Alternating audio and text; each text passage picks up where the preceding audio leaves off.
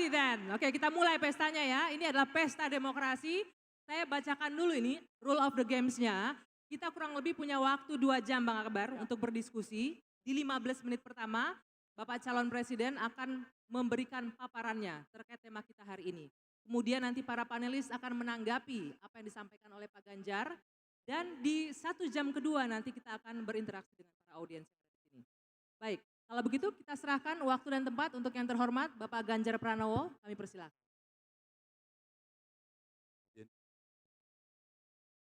Assalamualaikum warahmatullahi wabarakatuh. Selamat pagi, salam sejahtera untuk kita semua. Om Swastiastu, Namo Buddhaya, Rahayu. Bismillah, Bismillah, Alhamdulillah, wa syukurillah, wala hawla wala quwwata illa billah. Pak Nurdin, terima kasih serta seluruh alumni yang hari ini sudah mengundang saya untuk hadir. Dan banyak sekali yang hadir. Terima kasih. Pak Rektor, terima kasih. 2 pidato tadi yang saya dengarkan. Satu mewakili alumni, satu saya kira merepresentasikan perguruan tinggi. Tone-nya sudah berbeda. Tone-nya satu ke sana, satu ke sini. Artinya apa? Demokrasi memang tumbuh di sini. Saya ditemani teman-teman saya dari partai saya, teman-teman dari PDI Perjuangan komplit, Pak Ketua semuanya. Ada dari P3, dari Hanura, dari Perindo. Saya kira ada partai lain juga yang di sini komplit ya. Tapi bajunya nggak dipakai. Yang biru bajunya partai. Oh bukan, saya kira baju partai. Nggak apa-apa. Saya juga kenal yang biru, 3 biru saya kenal semuanya. Kalau Pak Nurdin kuningnya saya sudah tahu dari dulu kuning dia ada. Nggak apa-apa.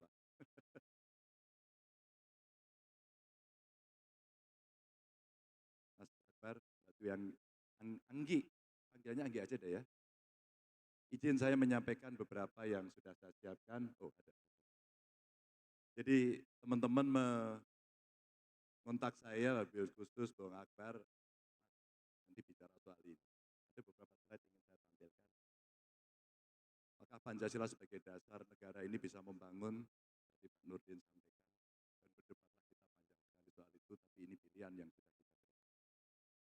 Bagaimana mewujudkan generasi yang profesional, harapan religiusitasnya tinggi, penegakan hukum dan HAM yang transparan dan berkeadilan menjadi keinginan semua, dan tentu improvementnya pasti akan dicari, orang memperbaiki, ada yang setuju, ada yang tidak setuju, tapi mesti wajar. Dengan segala tuntutan dari publik yang memang mereka mengharapkan pasti ada perbaikan yang diharapkan setiap tahun kita mau lakukan pemilu. Ada juga pemerataan pembangunan dan ekonomi untuk kesejahteraan masyarakat yang tadi bicara soal ketimpangan. Apalagi kalau kita ketimpangannya barat, timur, Jawa, luar Jawa. Kemarin di Indef, saya kira 3 calon juga sudah diajak untuk berdiskusi lebih banyak.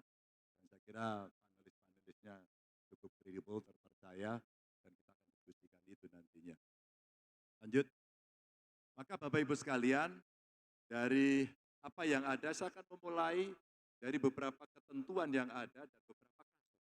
Saya tidak akan membahas semua yang menjadi concern saya. Ketika kemudian masyarakat banyak bertanya. Pertanyaan pertama kira-kira bagaimana kita belajar toleransi dari suku Bugis Makassar. Kalau saya salah nulis, salah ngomong, tolong dibetul. Sipakatel, Sipakangi, Sipakainge, Sipakalebi. Betul ya? Ya saya cari dulu kemarin itu. Saya tahunya kalau di sini biasanya Ewako gitu. Sambil belajar sebagai daeng Manaba mesti kenal. Ternyata memanusiakan manusia, menghargai dan saling mengingatkan itu filosofi itu ada dari kampung ini.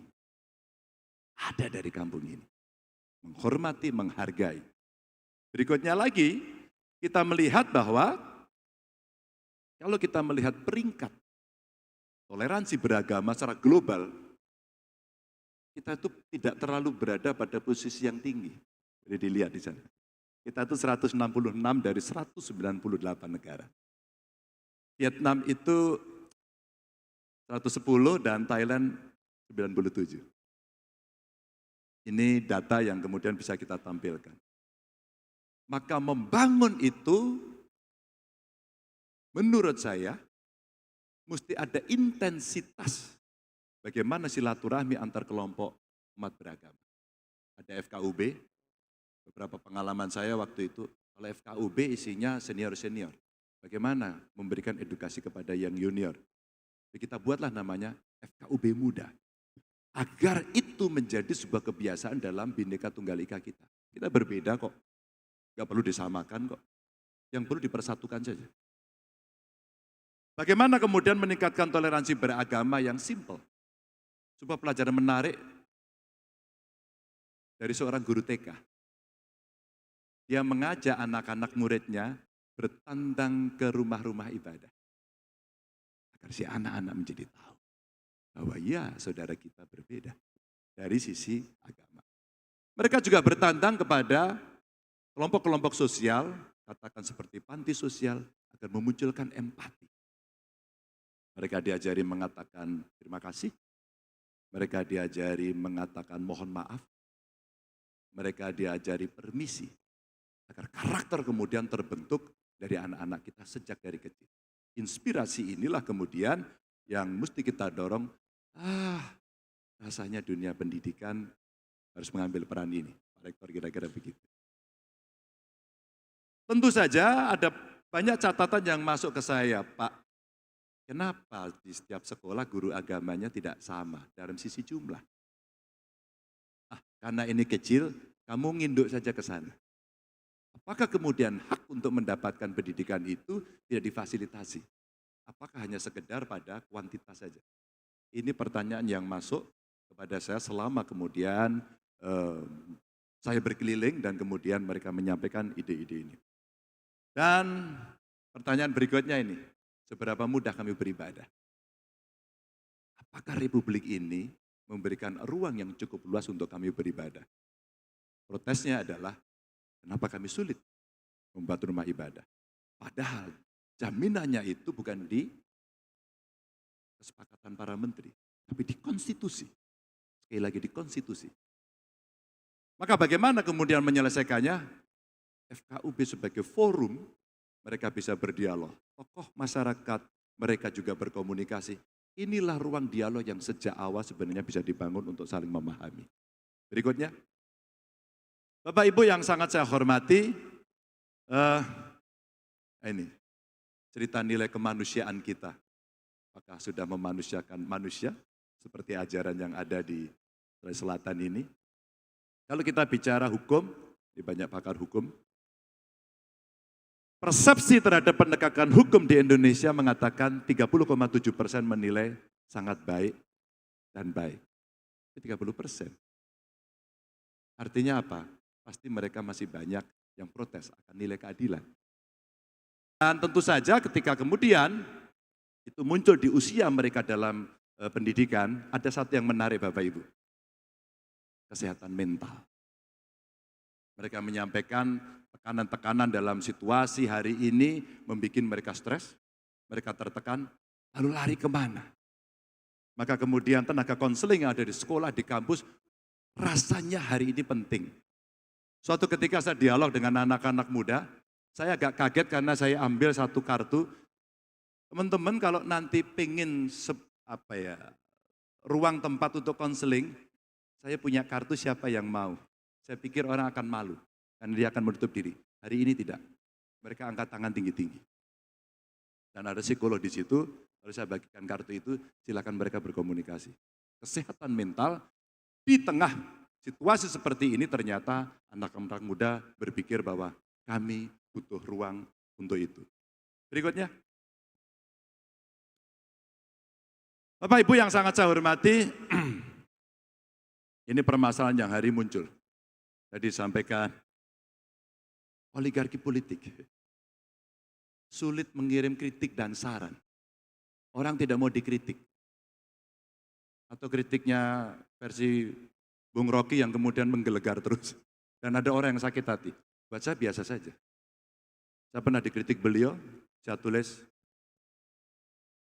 menurut saya Bung Rocky itu kritikus politik terbaik abad ini untuk Indonesia. Saya tulis loh, terbuka.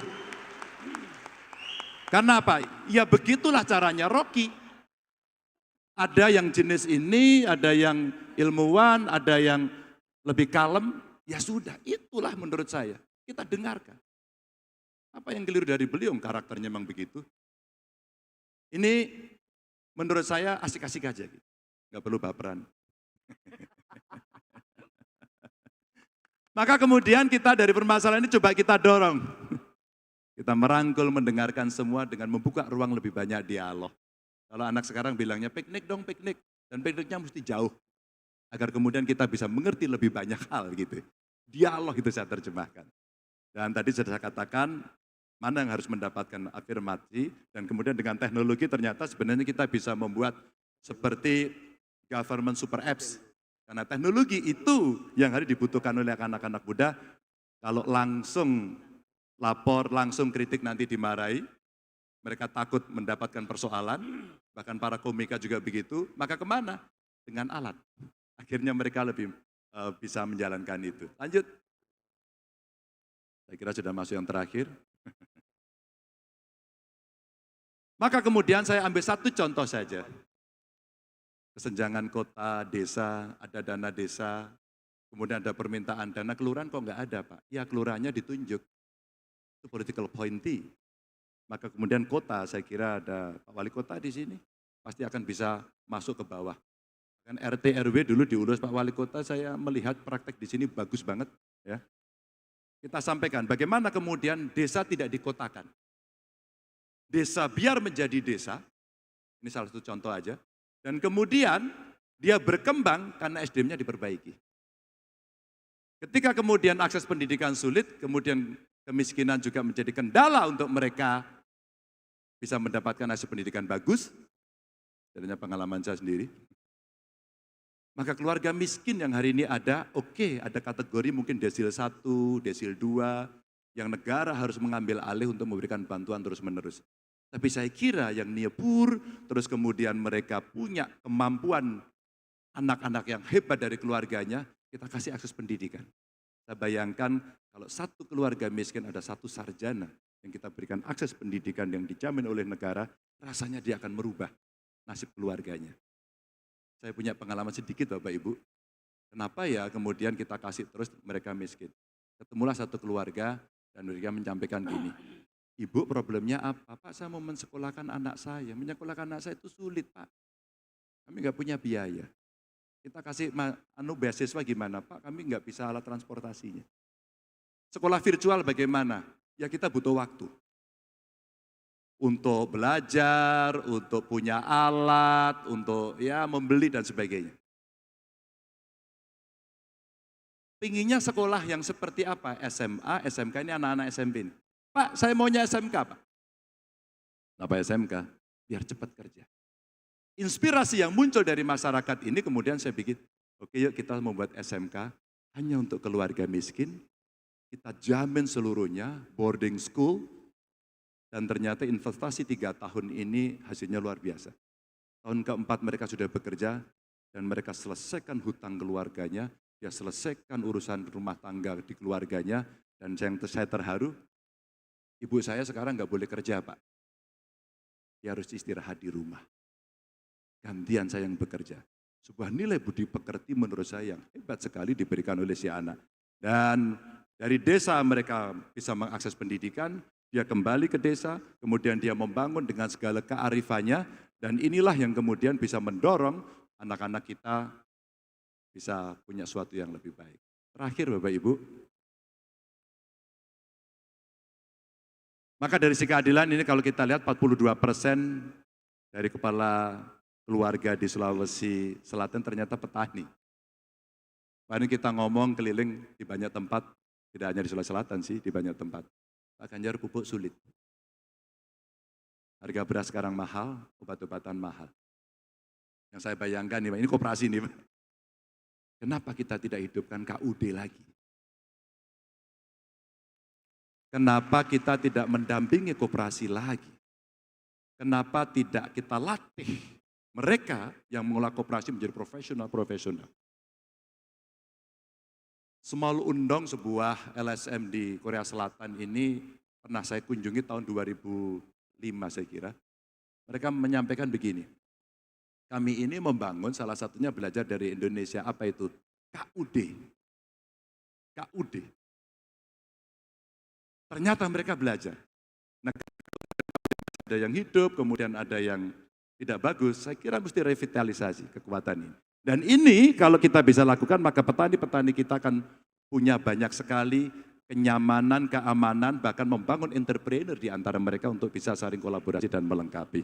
Dan inilah yang mesti kita lakukan, proses agar mereka bisa mendapatkan akses yang lebih mudah untuk anggota yang lebih banyak lagi bisa diberikan. Terima kasih Bapak Ibu sekalian, lanjut aja, lanjut. Ini untuk jaminan pendidikan dan sebagainya, saya ingin sampaikan. Maka ketika orang berbicara, kok anggarannya kurang ya? Rasanya kita mesti meningkatkan anggaran kita. Pendapatan mesti masuk dengan benar, pembayar pajak tidak merasa terbebani, dimudahkan dan benar. Maka nggak ada lagi tax reform mesti dilakukan. Maka negara akan mendapatkan jauh lebih banyak. Ekonomi ilegal mesti diurus agar menjadi legal. Dan itu artinya kita harus melakukan penegakan hukum yang serius untuk sikat KKN. Dan tentu saja agar prosesnya mudah, digitalisasi birokrasi menjadi kewajiban. Karena banyak pengalaman praktek-praktek di Pemda ternyata menginspirasi yang lain bagaimana layanan bisa lebih efektif. Dan ketika regulasi sudah ada, sistem kelembagaannya berjalan dengan baik, maka yang terakhir adalah aktor. Yang terakhir ini Bapak Ibu memang tidak mudah. Menentukan aktor untuk sebuah memimpin perubahan yang besar. Mudah-mudahan sebagian yang hadir hari ini adalah aktor-aktor yang nanti terpercaya untuk bisa melakukan perubahan secara bersama-sama. Wassalamualaikum warahmatullahi wabarakatuh. Waalaikumsalam warahmatullahi wabarakatuh. Dalam sekali karena sudah sampai membahasakan apa yang terjadi kekinian. Maka menurut saya ini saatnya kita mendengarkan para panelis kita. Dan giliran pertama siapa, Anggi? Saya persilakan yang nama aslinya Bung Uceng tadi, Uceng, yang nama ya. samarannya Bang Zainal Arifin Mukhtar. Apa yang bisa Anda respon dari paparan dari Mas Ganjar tadi? Silakan Bung Uceng. Sambil saya Baik. catat ya. Mas Ganjar, apa kabar? Baik Mas, sambil saya catat ini Mas Ujang. Saya dapat berapa menit nih sebelumnya? Karena kalau dosen ngomong kan biasanya bisa panjang nih, bisa panjang. Saya dapat berapa menit kira-kira? Durasi kita untuk diskusi ini kurang lebih 30 menit untuk 3 panelis. 3 menit, Karena berarti nanti sekitar kita 10 juga menit akan, ya? Karena saya mau membagi beberapa hal barangkali. Saya mau berangkat dari chit-chat dulu lah, ngobrol santai. Mas Ganjar, bajunya hitam ini karena mewakili konstruksi Indonesia sekarang, kondisi Indonesia sekarang atau apa nih? Pilihan baju hitamnya ini? Iya. Oh iya, terima kasih. Jadi Jujur sekali jawabannya ya. ya, karena memang kan Mas Ganjar agak bergeser kan. Awalnya kan putih hitam tuh kan. Terus tiba-tiba sekarang hitam terus tuh bajunya gitu. Nyaris tidak pernah menggunakan tidak hitam belakangan kalau kita lihat gitu. Jadi mewakili kondisi ya, betul. Mas Ganjar begini Mas, kalau kita lihat apa yang disampaikan oleh jenengan bahwa memang ada problem di tingkat, saya berangkat dari yang pertama dulu ya, yang soal tingkat toleransi. Ada riset yang menjelaskan bahwa di dekat pemilu itu daerah yang toleran itu malah berubah menjadi intoleran. Jadi penyebabnya sebenarnya jangan-jangan dari riset itu penyebabnya itu bukan pada kondisi masyarakatnya, tapi pengaruh kepentingan politiknya nih yang main nih. Nah, Mas Ganjar kira-kira menilai apa dengan kondisi begitu tuh? Enggak, Mas. Silakan Ini langsung ditampung direspon. atau langsung? Ya langsung direspon. langsung. Kita ngobrol aja 10 menit gitu. Kita Oh, boleh, santai, boleh. konsepnya santai Cica Mas dulu Ganjar. ya. Ya. Pengaruhnya bisa dari mana saja, termasuk dari trigger politik. Biasanya polarisasi menjelang pemilihan-pemilihan seperti ini akan muncul. Maka ketika kemudian kita punya potensi untuk bisa meraih sebanyak-banyaknya, bukan tidak mungkin. Bukan tidak mungkin kemudian orang mencari isu yang menarik di tempat itu. Jadi apakah kemudian di daerah-daerah itu bisa berubah karena pengaruh kondisi eksternal, apalagi dari politik? Sangat mungkin itu terjadi. Artinya begini, pembelahan politik itu kan kencang. Dan itu yang memicu dipaksakan adanya pergeseran di masyarakat. Mas Ganjar kira-kira sebagai seorang capres, mau meredam ini termasuk mau mengingatkan partai pendukung, itu apa yang harus dilakukan? Kita komunikasi dengan mereka. Kita mengingatkan meskipun 1-2 orang tadi tidak bisa. Karena ada yang daihat tuh. Yang daihat, udah deh. Saya pokoknya mau jalan ini. Nanti dulu. Ketika ada beberapa kasus terjadi yang ke saya umpama begitu, kita sampaikan kepada mereka. Udah deh, tenangkan masyarakat, nggak usah pakai dendam. Ada cara yang lebih bagus. Terus muncul, pasanglah baliho di rumah saya, akan saya jaga Pak. Terus kemudian dikirim ke saya. Itu lebih cerdas. Daripada kemudian mengumpat, memaki, dan kemudian menuduh. Dan setelah ada tim saya yang menuduh, kemudian dia jadi persoalan. Kalau kubu sebelah menggunakan itu? Kenapa? Kalau kubu sebelah atau tokoh sebelah menggunakan itu? Ruang kontrolnya ada banyak. Satu, civil society bisa melakukan kontrol. Bawaslu sebagai institusi, KPU sebagai institusi, penegak hukum sebagai institusi. Dan selalu ada kok masyarakat cerdas yang melakukan. Maka menjadi movement, menjadi gerakan untuk melakukan kontrol bersama. Dan percaya itu bisa dilakukan? Harus percaya, kalau tidak kita Enggak, melakukan tekanan. pertanyaannya dengan kondisi saat ini, bukan barangkali soal harus percaya, tapi dengan kondisi sangat ini, itu bisa dianggap, bisa dipercaya atau tidak? Ketika kemudian kepercayaan itu luntur, maka kemudian kita melakukan sebuah respon. Contoh, sekarang sudah muncul. Ketika terjadi situasi seperti ini, tolong laporkan di sini, dan itu muncul sekarang nomor-nomor itu. Itu bagian cara kita melakukan koreksi itu, dan saya sangat senang sekali ketika kemudian hal itu muncul, ya kemarin cerita rame itu akhirnya masuk pada institusi negara yang namanya DPR, dan saya melihat rapat di Komisi 3. Check and balances itu terjadi agar kemudian tidak offside dan dikembalikan pada rel itu. Oke. Mas Ganjar, Gini Ceng, akan sangat menarik bagi kita kalau kemudian Uceng mulai juga menganalisis dari apa yang disampaikan oleh Pak Ganjar tadi, agar kemudian kita tahu Pak Ganjar nantinya kalau jadi presiden, kita mau dibawa kemana? Kira-kira itu intinya. Iya, kalau bayangan kita begini ya, tentu saya ngerasa bahwa apa yang disampaikan Mas Ganjar itu kan dari awal terkesan normatif. Ya, dan memang rasanya metode kampanye kan paling bisa main di normatif gitu. Boleh nggak saya tambahin sedikit ini, Mas Ganjar, Pak Ganjar ya. Saya menangkap nih sebenarnya keresahan maksud dari Bung Uceng ini. Apa jaminannya nih? Kita nggak usah ngomongin tokoh sebelah deh. Timnya Mas Ganjar tidak akan menjadikan isu toleran dan intoleran ini sebagai amunisi untuk kampanye 2024 nanti. Saya kasih aja, saya juga pernah kontestasi kok. 2 kali di DPR, 2 kali sebagai gubernur. Tidak pernah saya lakukan itu, dan ini evidence base yang bisa dijadikan sebagai sebuah sikap. Oke, saya mau lanjut satu soal hukum dulu ya sebelum Silakan. Bang Rocky. Silakan. Kalau Bang Rocky nanti biarlah yang itu kita simpan terakhir nanti. Ya, save the best for last gitu. Mas Ganjar gini Mas, kan Mas Ganjar kalau kita lacak terakhir, ya misalnya sebelum ribut-ribut belakangan itu, Mas Ganjar kan masih memberikan penilaian penegakan hukum Indonesia itu baik. Saya mencatatkan poinnya sekitar 7-8. Mas Ganjar memberikan itu di beberapa acara itu masih mengatakan penegakan hukum Indonesia 7, 8. Selalu nilainya masih lulus tuh. Apapun yang disampaikan itu terserah publik yang menilainya dan melakukan penafsiran. Dan saya kira Mas Ganjar sudah jujur tadi untuk mengatakan turun. Kira-kira yang faktor paling besar yang membuat turun itu pada apanya Mas? Kok bisa bergeser antara poin 7, 8 sekarang menjadi dari yang imparsial menjadi parsial, dan kemudian itu ya kita kuliah, kita sekolah, di UNM juga ada orang yang belajar, pasti banyak orang membaca, udah deh itu given, semua. Dan kemudian kita melihat seperti itu. Kalaulah kemudian ini orang semua sudah tahu bahwa warnanya adalah emas dan merah, tiba-tiba semua mengatakan ini hitam, kan kita tidak mau, kita yang melihat merah dan kuning kok. Kontrol itu kemudian muncul dan sikap itu kemudian keluar. KPK berantakan betul belakangan. MK ya orang bilang mahkamah keluarga. Membuat arus baliknya Kira-kira Mas Ganjar membayangkan sebagai seorang presiden mau membalik arusnya kembali ke arus yang baik itu kira-kira gimana? Mengembalikan kepercayaan publik Iya. terhadap lembaga itu seperti apa, Mas? Ketika kewenangan itu ada dan diberikan kepada seorang pemimpin, pemimpinnya yang kemudian membuat arusnya itu dibalik. Dukungan kedua adalah kolaborasinya dengan kondisi sosiologis yang terjadi di masyarakat. Agamawan, ilmuwan, budayawan, media.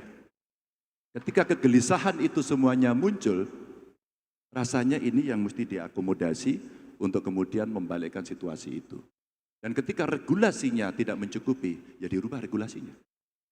Terakhir sebelum saya serahkan Ya, ke yang silakan. lain ya, Mas Ganjar, skala 1 sampai 10, rapor Pak Jokowi berapa sih sebenarnya? Sebentar Mas Ganjar, ini kita mau disclaimer ya. Ini pertanyaan murni dari panelis ya Mas ya. Ya, Bukan ya, dari ya. panitia acara. Bidang penegakan hukum, hak asasi manusia yang tadi dengan singgung ya. Enggak. Kalau skala 1 sampai 10 kira-kira berapa? Hukum dan hak asasi manusia. Hukum, hak asasi manusia, pemberantasan korupsi, demokrasi, ya kira-kira tadi itu yang jenengan singgung sebagian di antaranya. Ya dengan kasus ini jeblok. Poinnya jeblok. Kira-kira poinnya berapa? 1 sampai 10. 5. Terima kasih. Oh, merah itu Mas berarti. Raportnya merah ya, kalau di guru. Ya, Ya. ini Uceng, aduh. Tapi itu dia, satu yang saya hormati Mas Ganjar, dari penjikapan Anda sejak dipilih sebagai calon presiden dari PDIP dan koalisi Anda, adalah Anda menawarkan sesuatu yang bukan basa-basi. Publik ingin sesuatu yang realistis, dan Anda bersikap dengan itu. Setidaknya saya ingin memberi persaksian bahwa begitulah Mas Ganjar, kami pernah lama sama-sama 16 undang-undang yang kami bikin. Kadang-kadang beliau lupa bahwa ada beberapa hal yang tampaknya berisiko tapi dia tabrak. Itu yang kita sukai Mas Ganjar, bahwa Anda menyampaikan sesuatu yang bukan seperti biasanya. Pada bagian ini sebelum saya pindah ke yang lainnya ada catatan nggak? Iya, saya tidak sedang berhadapan dengan individu atau pribadi. Bahwa Mas Uceng menanyakan ya pasti biar acara ini makin meriah saja. Dan ada ngeri-ngeri sedap yang ingin ditampilkan. Dan pasti saya akan diminta untuk menjawab setegas itu. Maka saya bilang ya harus tegas karena ini ungkapan perasaan saya. Bahwa saya tidak dendam dengan orang perorangan. Tapi ketika kemudian kondisi seperti itu, ya pertanyaan Mas Uceng tadi kemudian, kenapa harus pakai baju hitam? Untuk menunjukkan saja bahwa ada sesuatu perkawanan yang tidak hilang, tapi ada satu ketegasan yang harus diungkapkan. Oke. Luar biasa itu jawabnya. Tenang tapi tajam itu. Itu dia, saya bilang seperti itu dari awal. Oke, kita pindah ke Mas Awalil ya. Ya. Mas Awalil, begini. Ini juga pertanyaan nantinya akan saya ajukan ke Rocky, tapi kepada Anda dulu. Setidaknya ada 3 national interest yang saya catat. Ini berhubungan dengan ekonomi, ini berhubungan dengan hukum. Tadi Ujang sudah menanyakan ke Mas Ganjar beberapa hal. Pertama adalah bagaimana pengelolaan pendapatan negara, pajak dan segala macam. Bagaimana beberapa oknum pegawai pajak itu justru menjadi pemain juga di dalamnya. Dan masih pendapatan yang lain pada tingkat daerah, ini ada wali kota di sini yang namanya pendapatan daerah itu? PAD, retribusi dan segala macam sampai pada tahapan tingkat bawah. Terus yang kedua pengelolaan anggaran APBN. Bagaimana itu dibanca? Saya gunakan kata banca, sebab itulah yang terjadi. Yang ketiga adalah pengelolaan mekanisme perizinan kita. 3 poin ini yang membuat kita menjadi berantakan dalam pengelolaan negara. Sebab tak lagi jelas mana pemain dan mana yang harus diatur. Mas Awalil, saya ingin Anda membangun narasi ini untuk berbicara dengan Mas Ganjar pada giliran Anda ini. Silakan. Terima kasih. Kalau bisa dibantu slide bagus itu ya. Tapi itu sudah mewakili saya menanya. Selamat siang Pak Ganjar calon presiden. Sebelum ke situ karena temanya adalah pemerataan ekonomi dan Pak Ganjar mencantumkannya sebagai salah satu misi kan, misi nomor 4 mempercepat pembangunan ekonomi. Nah, fakta 10 tahun terakhir bahkan sejak reformasi itu sebenarnya ketimpangan ekonomi meningkat. Gini rasio kalau dipotong 2-3 tahun terakhir atau 5 tahun membaik, tapi kalau disambung 20 tahun memburuk Gini rasio itu. Dan yang lebih penting, yang paling gampang adalah jumlah uang simpanan di bank yang pecahan 100 juta ke bawah dengan yang 5 miliar ke atas itu kalau digambar, kalau Anda bisa disorot ada slide-nya, itu jauh kecepatannya. Nah, kalau kita teori ekonomi sederhana itu sebabnya return kepada pemilik modal besar itu lebih tinggi dibandingkan kepada tenaga kerja.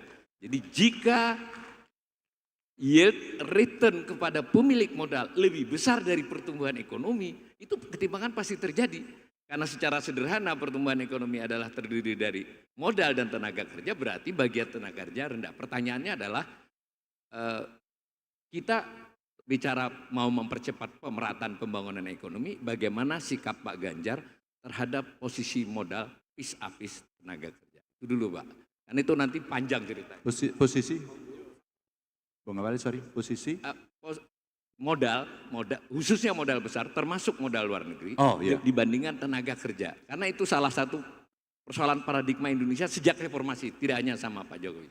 Iya, ada dua hal sebenarnya yang ingin saya sampaikan. Yang pertama, ketika kemudian pemerataan mesti dilakukan adalah afirmasi.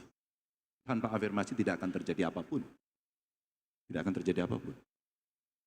Kalau kita bicara kesenjangan terjadi, Gini rasio, termasuk Williamson, tanpa tindakan afirmasi apakah mereka bisa mengejar sendiri? Tidak mungkin. Kita mau bicara apa? Pendidikan. Kemudian akses pendidikan kita yang tidak bisa merata. Kemarin saya ketemu dengan teman-teman umpama lah, ini representasi Indonesia Timur yang cukup maju begitu ya. Tapi yang di tempat lain kan tidak. Kenapa kemudian kita tidak bisa berikan yang lebih di sana? Agar kemudian mereka semua menyiapkan dengan baik untuk daerahnya bisa tumbuh. Ingat amanat reformasi salah satunya saat itu adalah selain KKN adalah otonomi daerah. Ini momentum. Maka pada saat ekonomi mesti ditumbuhkan, daerah kemampuannya terbatas, investasi masuk. Pilihannya tinggal dua. Anda mau padat modal atau Anda padat karya. Maka pada tingkat kebutuhan masyarakat yang membutuhkan padat karya, padat modalnya tidak di tempat itu. Ini soal pilihan. Soal pilihan. Kita saja punya pengalaman. Ketika masyarakat mengharapkan ada lapangan kerja yang lebih baik, maka saya tanya, kamu pengen jadi pengusaha, startup, atau kalian pengen menjadi pegawai? Kalau pegawai, maka kami harus menciptakan investasi lebih banyak dan memasukkan investasi itu ke tempat yang seharusnya. Kita dorong. Ada pengalaman bagus di beberapa titik kawasan industri dibikin untuk menjadi tempat pertumbuhan ekonomi baru. Pada saat kita mengundang apakah itu penanaman PMA atau PMDN, ternyata komplain mereka dua. Satu, izinnya rumit, dua, KKN-nya setengah mati. Apa yang bisa kita lakukan? Saya kasih kemudian tadi super apps yang saya sampaikan itu sebenarnya ide dari Lapor Group namanya waktu itu. Agar kemudian kita bisa melakukan breakthrough di sana. Silakan Anda investasi, masuk murah, gampang. Yang kedua, menyerap tenaga kerja.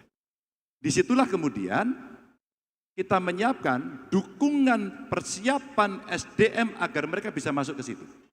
Maka perlu teaching industry. Maka perlu vocational school yang connect dengan mereka. Terus saya tawarkan, udah deh dibuat aja kurikulumnya sesuai yang Anda mau. Sehingga kita harapkan satu tindakannya afirmasi, kemudian memilih mana yang padat modal dan mana kemudian yang padat karya, sehingga relasinya dengan serapan tenaga kerja bisa terpenuhi. Itu kira-kira. Tapi yang ingin jadi pengusaha, kita treat sendiri. Oke. Ya. Terima kasih. Izin saya pertajam pertanyaan. Silakan. Karena regulasi kita, sistem ekonomi kita, fakta ekonomi kita memberi kesempatan yang lebih besar kepada modal. Jadi juga melalui regulasi. Regulasi baik regulasi pemerintah maupun regulasi otoritas moneter perbankan. Nah, sementara regulasi untuk tenaga kerja, kesempatan untuk tenaga kerja lebih rendah. Jadi saya tajam saja menanyakannya, apa yang direncanakan terhadap regulasi investasi dan soal return kepada modal Bank Indonesia ya, RBI rate, suku bunga. Karena kalau seperti itu, kebijakan afirmasi cuma padat karya dan sebagainya, tidak akan memperdekat ketimpangan. Secara teori. Ya kalau kemudian mereka tidak bekerja, mereka nggak bisa bekerja ke pabrik, mereka jadi pengusaha. Itu ada 3 hal. Ini praktek aja sih saya. Oh ya. Pertama adalah ketika mereka mau berusaha, apakah mereka punya kemampuan, pengetahuan terkait dengan usaha yang mau dibangun. Product knowledge. Satu product knowledge. Yang kedua, setelah mereka bisa membangun, ternyata dia punya problem kedua. Akses permodalan. Dan yang ketiga, lain-lain yang muncul biasanya problem pemasaran, biasanya punya problem agar mereka bisa punya akses dengan Pemda, yang punya potensi off-taker. Ini contoh dari regulasi ya. 40% dari APBN dan APBD mesti dibelanjakan untuk MKM. Komitmennya mana? Apa yang dilakukan? Pengalaman paling gampang, ya sudah, ini masukkan e-katalog lokal. Dampingi mereka, serap mereka. Tapi suku bunganya kan masih terlalu tinggi begitu ya. Kalau Boleh Fed, motong sedikit nggak? Pak Lurus, sikap terhadap Undang-Undang Cipta Kerja dan terkait penanaman modal, sikap Pak Ganjar mau memperbaiki, meneruskan atau memperkuat? kemarin saya terhadap ketemu dengan buruhnya menyampaikan kepada saya, Pak ini tidak adil, itu diperbaiki. Mengikuti itu pertanyaan terakhir kedua terkait kebetulan disebut oleh beliau di misi fiskal tangguh. Jadi tadi persis seperti yang diuraikan. Saya nggak bisa ditayang itu. Bisa ditampilkan mungkin slide-nya dari Pak Awaludin, teman-teman? Kalau punya Kondisinya awal boleh aja ditampil. laju pendapatan kita itu lebih rendah dari laju belanja. Akibatnya kita defisit terus-menerus. Sebenarnya tidak masalah negara itu defisit. Kalau berlangsung 1, 2, 3 tahun. Kalau berlangsung puluhan tahun itu berarti negara itu nggak mampu mengelola fiskalnya. Nah, utang menjadi kemestian. Sebenarnya diskusi juga keliru ketika didiskusikan adalah posisi utang. Yang benar itu diskusinya adalah beban utang. Beban utang ya, terus. Itu rencananya tadi. Nah, ini fiskal tangguh aja nih. Nah, ini fiskal boleh nih. Terus. Nah, kelihatan ya? Nah, itu gambar defisit, gambar belanja. Jadi kecenderungannya melebar. Nah, kelihatan ya? Belum. Nah, ini fakta. Di Jadi, kiri kanan Anda. nah, itu intinya belanja lebih cepat dari pendapatan, Pak. Defisit mau secara persentasi maupun absolut meningkat. Next. Nah, maka yang kita pikirkan itu bukan utang terhadap PDB, karena bayar utang itu tidak dengan PDB, bayar utang itu dengan pendapatan negara. Ya. Itu keliru analisisnya, bukan salah, keliru, kan mirip itu. Nah, kalau saya bandingkan dengan pendapatan juga dengan bukan posisi utang, tapi dengan beban tiap tahun, cicilan dengan bunga, maka keluarlah angka ini. Sekarang di angka 40 dan 42 nanti. Kalau pihak pengusaha atau keluarga mengutang ke bank, jumlah cicilan dan bunganya 40% dari pendapatan pasti nggak dikasih. Ya. Nah, pertanyaannya fiskal tangguh yang mana? Artinya tadi pendapatan belanja sama ini. Dan tadi saya setuju dengan beliau bahwa pendapatan tidak optimal, tapi kalau mau dioptimalkan dengan cara menaikkan pajak, perlu banyak pertimbangan. Belanja diefisienkan, ya mungkin sekalian tanya kepada Capres, belanja bagaimana yang mau diefisienkan? Efisiensi kita pernah mempraktekkan ketika kemudian sistem pemerintahan berbasis elektronik. Kalau digitalisasi dilakukan, semua recorded di situ. Penentuan harga sendiri dari setiap item pekerjaan itu akan dicek satu persatu. Tidak ada overlap. Kurang lebih 2000 nomenklatur bisa sama ketahuan kalau itu dilakukan secara manual. Saya sampaikan ini ketika saya berkomunikasi dengan kawan-kawan saya dan kawan-kawan saya mengusulkan waktu itu sebagai gubernur, Pak Ganjar digitalisasi aja. Dan ketahuan. Itu satu. Kedua, ketika kemudian digitalisasi bisa dilakukan, maka control by system itu akan terlihat betul-betul rigid. Efisiensi dulu. Tapi pendapatannya masih kurang. Bung. Berapa illegal ekonomi yang ada di tempat kita? Kita mau sebut sekarang. Mining, ekspor impor, illegal fishing. Oke, mari kita hitung. Ketika kemudian itu kita sebut sebagai untouchable economy, dan ini kemudian tidak berpengaruh pada pendapatan, karena untuk bayar hutang kaitannya pendapatan, saya setuju. Saya setuju. Maka kemudian istilah kami lipat gandakan anggaran. Lipat gandakan ada dua. Satu, bagaimana efisiensi itu dilakukan dan transparansi dilakukan. Yang kedua, yang ilegal ini mesti menjadi legal. Dan itu adalah kepastian hukum dan kontrol. Maka saya katakan tadi perlu aktor. Tax reform. Tax reformnya apa sih? Tax reformnya ini kan tidak sekedar bagaimana sistem dibuat, tapi aktornya siapa? Teman-teman pengusaha itu protes, Pak saya sudah bayar pajak, oke dilakukan tax amnesty, kenapa ditagih lagi? Tidak pasti. Kami mau kok, silakan dihitung kok. Tapi tidak begini dong. Ini versi pengusaha. Terbayangkan kalau kemudian, saya katakan, kalau regulasi udah bagus, sistem kelembagaan udah bagus, maka aktornya.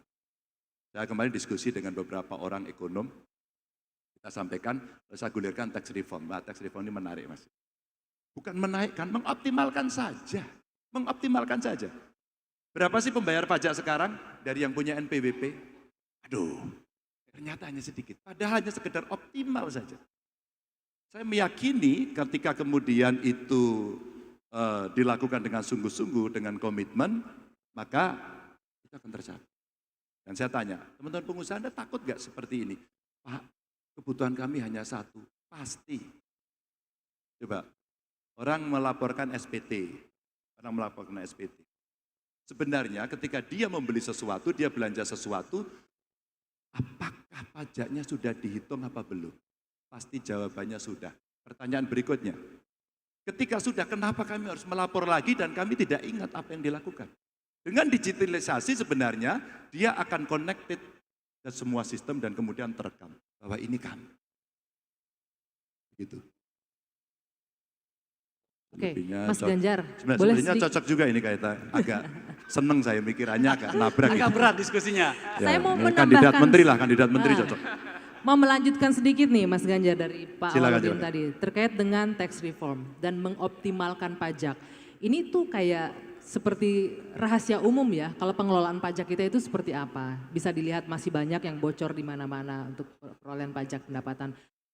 Apa yang akan dilakukan nanti untuk menjamin bahwa yang masyarakat bayarkan ke pemerintah ini dikelola dengan baik dan juga transparan nantinya? Apa yang bisa Anda lakukan untuk itu? Saya ulangi, satu digitalisasi yang mesti dilakukan.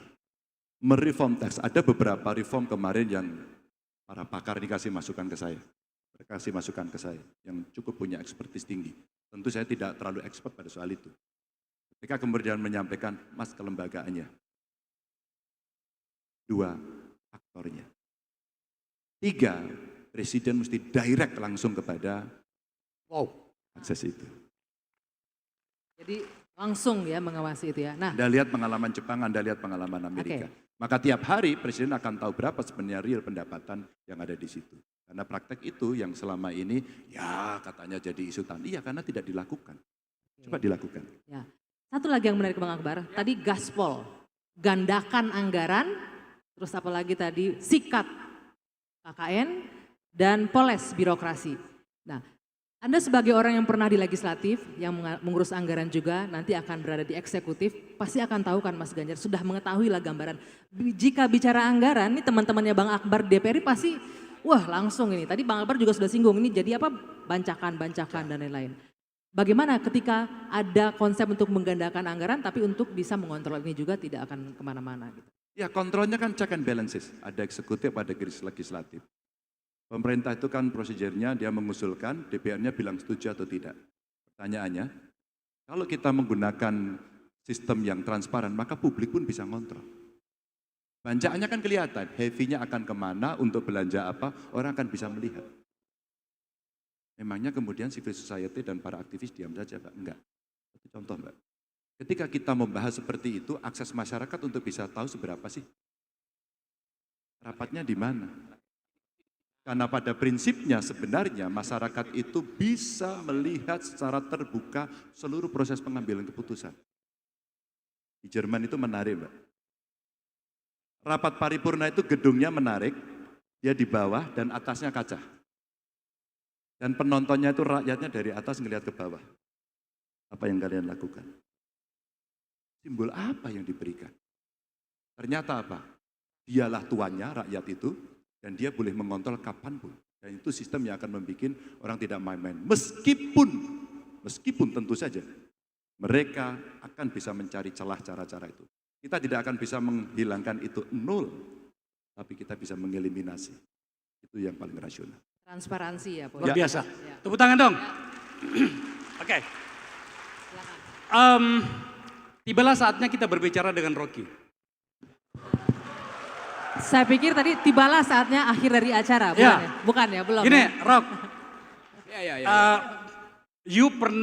Kita pernah berantem gara-gara satu hal.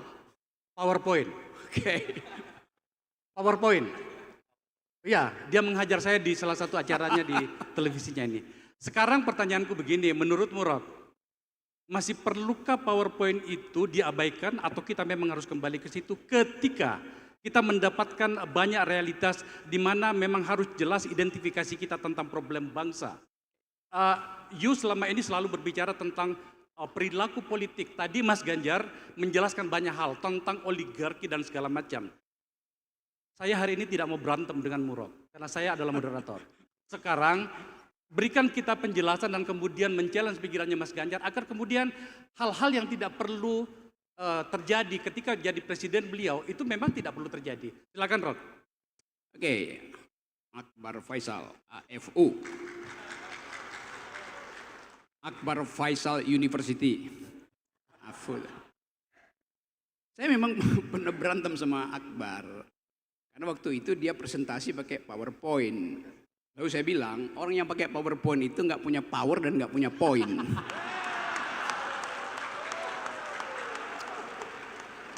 Tapi bagi seorang calon presiden, yang dia ucapkan itu akan jadi arsip negara. Karena itu mesti pakai PowerPoint. Gitu. Status saya ini tersangka. Ini tersangka apa? Tersangka. Oh yang itu ya? Karena Yang ada itu. satu Oh, iya, satu iya, kalimat iya. Mas. Oke, ya. Ya. Mas Rok jangan dikatakan di sini di tempat ini. Memang saya cuma mau katakan, saya ditersangkakan oleh PDIP itu. Bukan oleh Ganjar, oleh PDIP itu. Angin Mamiri. Coba kita mulai dengan pantun dulu ya supaya nggak terlalu tegang. Angin Mamiri di pantai Makassar sambil bermain layang-layang. Aku berdiri bersama Ganjar sambil menunggu Anies datang.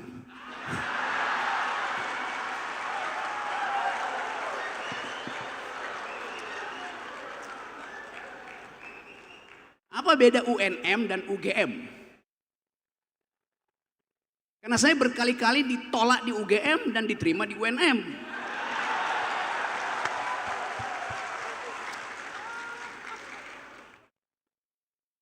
Bedanya, beda capres. Tapi saya nggak peduli dengan perbedaan itu. Saya mau berbeda di dalam upaya untuk memperlihatkan apa sebetulnya ide di belakang calon presiden Ganjar tadi itu. Saya menyimak dengan cara saksama dan dalam tempo yang tidak cukup singkat. Beliau menerangkan problemnya. Lalu timbul pertanyaan. Biasanya yang diucapkan adalah jalan keluar. Karena problem itu ada di media massa segala macam. Problem Pak Ganjar nggak beda dengan problem Pak Prabowo dan Anies itu. Tapi jalan keluarnya apa? Kan semua problem bangsa ini detail ada di meja redaksi itu. Misalnya kalau kita mau supaya disability itu menjadi rendah. Kalau kita mau penegakan hukum itu naik dari indeks yang tadi. Kalau kita mau hak asasi manusia itu diucapkan dari dasar kewarganegaraan bukan oleh negara. Pertanyaannya adalah misalnya berapa banyak menteri yang harus dididik supaya paham HAM. Bahkan wakil menteri HAM ditangkap. Ya pasti ditangkap. Tapi dia masih diizinkan beredar di UGM sebagai profesor.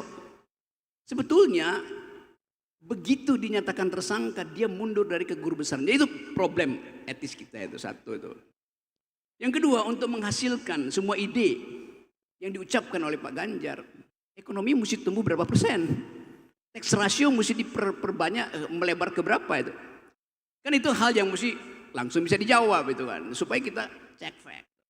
Kalau katakan ya ekonomi tumbuh 5%, ya pengangguran kita anak muda hari ini ada 60 juta anak muda yang potensi menganggur di 2030 tuh. Ekonomi tumbuh 5% itu artinya 5 kali 400 ribu.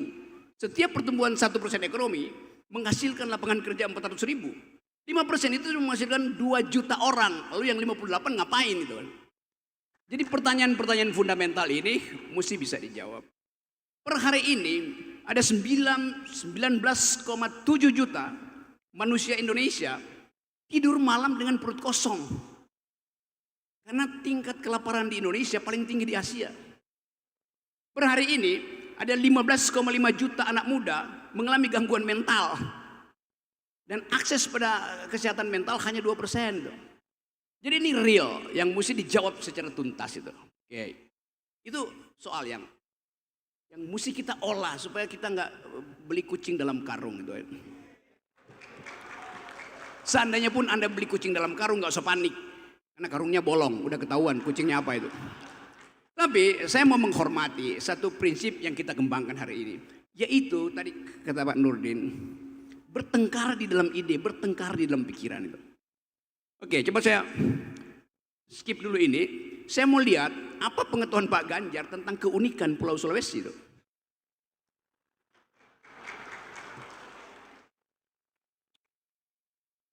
Apakah Pulau Sulawesi bagian dari NKRI? Pertanyaan pertama. Silakan Pak Ganjar. Ya, bagian dari NKRI, masa enggak? Ini, saya tahu jawabannya pasti begitu. Tapi itu jawaban ideologis. Yang saya maksud adalah jawaban ekologis. Pulau Sulawesi dikenal dengan garis Wallace. Alfred Russel Wallace 1858 menulis satu prinsip bahwa Sulawesi itu bukan bagian dari Indonesia, dia bagian dari Australia secara ekologis. Faunanya beda dengan di barat Kalimantan dan itu persis lewat di Selat Makassar itu. Jadi kita mau supaya ada pengetahuan tambahan secara ideologis. Makassar, Ambon, Papua bagian dari NKRI. Tapi secara ekologis kita lebih dekat dengan Australia, dalam lempeng Australia itu. Itu juga yang menerangkan mungkin mengapa watak-watak orang Indonesia Timur beda dengan watak yang ada di barat. Kan itu yang kita sebut diversity sebetulnya tuh. Yang mesti oke. Buat ceplas-ceplos Indonesia Timur itu tidak mungkin diasuransikan pada semacam sopan santun palsu mereka yang ada di Jawa. Saya mau jujur uraikan itu tuh. Jadi sebetulnya kalau kita sebut Sulawesi adalah pulau ekologis, sekarang dia berubah menjadi pulau oligarki. Yes. Ekstraktif industri ada di Sulawesi tanpa mempertimbangkan kecelakaan ekologis. Jadi orang mau lihat sebetulnya Pak Ganjar paham nggak environmental politics. Nah, saya tadi mendengar itu dan setiap orang yang berupaya untuk mengucapkan sesuatu pada saat yang sama dia menyembunyikan yang lain. Logikanya begitu tuh. Saya tidak mendengar tadi keterangan Pak Ganjar tentang dua hal yang menjadi tata bahasa dunia hari ini.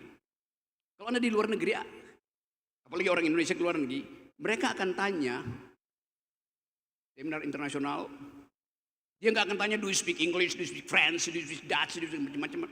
Dia akan, do you speak environmental ethics? Apakah Anda bisa bicara tentang etika lingkungan? Itu adalah grammar dunia. Dan kita tahu bahwa tanggal 30 September nanti, Indonesia akan kembali masuk dalam perundingan efek rumah kaca, pemanasan bumi di Dubai itu. Ya. Ya. COP28. Ya, COP28, Conference of Parties. Itu forum PBB yang terus mengevaluasi kita. Kita mau misalnya, kalau saya tanya apakah Pak Ganjar pro IKN? Karena IKN itu adalah sumber pemanasan global. Pak Jokowi bilang kita pindahkan Jakarta yang mau tenggelam ke IKN. Kenapa? Bukan karena Jakarta yang panas, tapi planet ini panas itu. Begitu IKN dipindahin ke Kalimantan, penggalian di Kalimantan justru memotong reboisasi, dereboisasi, menimbulkan panas baru. Kalimantan itu dijepit oleh dua panas, matahari dan batu bara. Begitu hutan dipotong, panasnya naik. Apa yang terjadi secara planetarium? Panas penggalian IKN di Kalimantan akan menambah panas di Jakarta. Jadi air es akan meleleh di kutub utara, lalu Jakarta tenggelam. Dengan kata lain, IKN itulah yang akan menenggelamkan Jakarta. Kan begitu cara berpikir ekologisnya tuh. Saya explain itu dalam upaya untuk menguji apakah paradigma kita sampai apa tidak tuh. Jadi sekali lagi, silahkan komentar secara umum, saya akan tuntut satu kejelasan berpikir pada semua calon presiden. Anies, Prabowo, semuanya mesti kita uji. Kita kuras otaknya tuh. Ada isinya apa enggak? Makasih. Ya, Tunggu Bang Akbar. Bung Rocky, perasaan tadi kami minta Anda untuk menyampaikan pertanyaan, bukan orasi sepihak. Pertanyaannya Gini apa ya. selain Pulau Sulawesi itu bagian dari NKRI? Selain itu apa pertanyaannya? Saya tidak orasi. Saya kasih argumen. Oke. Ini bukan forum orasi. Semua yang saya terangkan tadi, factual base-nya di situ tuh. Nah saya ingin seorang calon presiden itu bukan diuji datanya, paradigmanya tuh. Jadi saya terangkan itu, ya kalau mau pertanyaan gampang aja. Misalnya, saya tanya dengan gampang misalnya, berapa nilai Anda berikan pada Jokowi dalam soal environmental ethics? oke, kita terima argumen itu, Rok. Pak Ganjar, monggo. Selalu tertarik dengan Rocky yang apa disampaikan. Tepuk tangannya meriah. Oke, good. Anda tidak menyampaikan itu? Iya, memang tidak ada kemarin permintaannya, maka saya bilang, saya mau cerita apa? Boleh nggak yang bisa membantu saya soal ekonomi biru dan ekonomi hijau? Tapi jangan tanya data lagi loh. Saya sampaikan data itu ada selera. Pak Ganjar ngomongnya gede banget, nggak ada datanya. Oh, ini orang suka data. Tapi Bung Rocky hari ini meminta saya untuk berbicara paradigma, oke. Maka kita harus menyenangkan banyak orang. Undang-undang. Kalau nggak salah begitu. Tinggal kemudian cara. Ada yang menginginkan itu 5 tahun selesai. Saya belum pernah lihat pengalaman membangun ibu kota 5 tahun selesai. Anda mau cek di Malaysia? Anda mau cek di Amerika? Anda mau cek di Australia? Silakan. Tentu prasyaratnya agak rigid. Dan itulah sebenarnya ketentuan teknis yang mesti dilakukan. Ya di COP besok kami ketemu kemarin dengan beberapa orang. Di COP besok itu juru tagih isinya. Apakah Kyoto Protocol Paris Agreement itu akan ditaati atau tidak? Apakah pengurangan emisi itu akan dilakukan atau tidak? Maka suka tidak suka kami kemudian menghitung. Kalau kemudian kita memenuhi itu semua dan kita akan lebih cepat agar tidak terjadi global warming, apa yang dilakukan? Transisi energinya mesti disiapkan. Boleh ditampilkan nggak ini ya? Ya, silakan. Mohon dibantu Mas, materi slide-nya Mas Ganjar untuk ditampilkan di sini. Kita coba menghitung, lagi-lagi angka yang tidak suka saya minta maaf. Ini pernah kita pamerkan. Ini contoh saja. Kalau kita mau melakukan transisi energi, kita membuat satu model. Saya undang ahli, karena saya tidak punya kemampuan untuk mengarang ini. Saya undang mereka. Model capaian persentase energi baru terbarukan.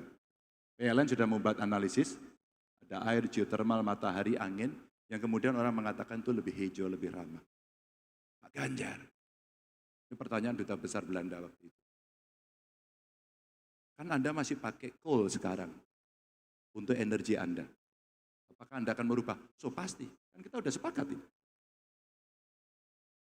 Tapi kami tidak bisa dengan tiba-tiba, seperti maunya orang lain. Karena kami punya itu. Maka teknologinya kami kasih contoh, kita kerjasama kok, 17,8 triliun. Maaf sekali lagi saya carikan angka. Untuk lebih mempermudah visual Bapak Ibu, agar kita bisa paham soal itu. Mari kita lihat, dengan angka segitu kita mau nekat di sana atau kita mau bergeser ke kanan? Ketika kita mau bergeser ke kanan adalah kita buat senario bagaimana transisi ini dilakukan. Tapi kita mesti meyakinkan masyarakat dan dukungan dari masyarakat. Tanpa itu tidak bisa. Kita hitung. Kalau ini kita lakukan dengan bauran energi baru terbarukan, bauran dengan energi fosil, ternyata investasi yang kita butuhkan cukup tinggi, 1.300 triliun. Kita kerjakan sendiri? Bisa? Research and Development, kami ketemu para peneliti, Pak Rektor. Mas Ganjar, penelitian kami banyak nggak bisa dipakai. Bongkar itu dari perpustakaan, kasih ke saya. Kita betul-betul ingin melakukan sebuah keseriusan perbaikan yang ada. Maka dari situ kemudian kita memunculkan bahwa 1.300 triliun untuk transisi energi kita bisa kita siapkan rencananya dengan baik. Lalu apa yang dibutuhkan? SDM-nya bagus. Orang bekerja, investasi muncul. Apa sih ujungnya? Salah satu contoh aja. Yang tadi Bung Rocky sampaikan, Sulawesi ya. Dengan kondisi Walasi menyampaikan mineralnya banyak dan hari ini terjadi kerusakan. Oke, ketika kita menghitung seperti itu, mari kita perbandingkan dengan pola ini. Kalau kemudian itu kita kelola, ada nggak nilai tambah yang akan menyelamatkan kelak dalam jangka panjang? Itu artinya yang sekarang diramaikan adalah teknologi baterai kelas dunia. Kita punya itu, punya kesempatan itu. Kenapa tidak kita ambil? Bagaimana menjaga lingkungan? Oke, kita ambil orang bagaimana best practices mining yang mesti kita lakukan. Oh. Setelah itu, SDM yang kuat, yang membangun ada berapa? Butuh berapa lama kita persiapkan mereka untuk kemudian dia bisa mengisi itu. Tapi dalam waktu tertentu tidak bisa, kita mesti kolaborasi. Nggak bisa sendirian. Pendidikan. Penciptaan lapangan kerja karena kita bisa melakukan itu. Ngobrollah saya dengan Bu Penny, Duta Besar Australia. Dia punya litium, tapi nikelnya ada di kita. Kalau dalam konteks politik luar negeri untuk kepentingan nasional kita, secara bebas memilih, bebas berteman untuk kepentingan nasional, maka salah satu contoh itu, kerjasama saja dalam konteks energi baru terbarukan, salah satunya adalah dengan Australia. Kita siapkan itu semuanya, maka kita hitung. Dan ini akan menciptakan lapangan kerja yang lebih banyak, tadi yang disampaikan. Semua coba kita atur untuk job creation. Potensi lapangan kerja yang akan terserap di sini 3,7 juta. Mari kita siapkan perencanaan dengan baik, dan kita butuh masukan soal itu. Dan itu artinya butuh skill set. Skill set. Karena ini lebih detail dan tadi tidak detail, saya detailkan. Ya. Mereka yang mengerti teknologi lingkungan, teknologi pangan, data scientist, dan mereka yang bisa mengolah material yang ada. Ini sesuatu yang bagus. Gitu, Bung Rocky. Oke, saya kasih ulasan ya. Silakan. Dengan senang hati. I'm talking about paradigm. Bukan soal data kuantitatif itu. Saya kasih contoh kontrasnya tuh. Negara paling makmur di seluruh dunia, kira-kira 20 tahun lalu, namanya Nauru. Di sebelah New Zealand itu. Nauru itu